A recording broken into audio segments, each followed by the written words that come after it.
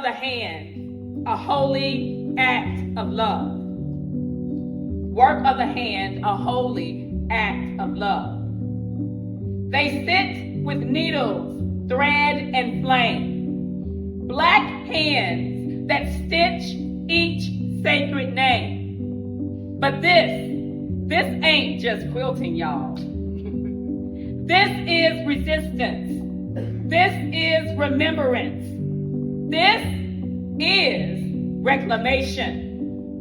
From the plantations of Alabama to the back rooms of lonely, cold houses, our grandmothers stitched when words were stolen. When reading could cost a life, they stitched. When names were taken, twisted, folded into paper ledgers by men who saw them as property, they stitched. Each patch a protest, each name a resurrection. Because when black folk weren't counted in the census, they counted themselves and the fabric of family.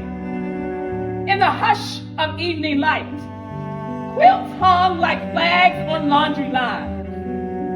See, this is the legacy of the sewing circles, the secret codes and underground railroad quilts, tumbling blocks, log cabins, patterns that whispered, freedom is that way.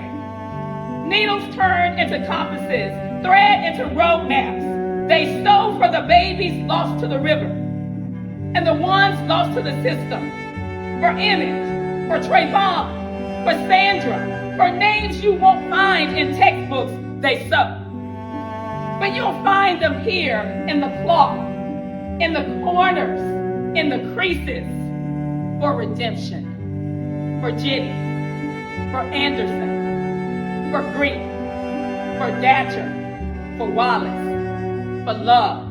We gather and together we sow. They sow because black names have always been holy.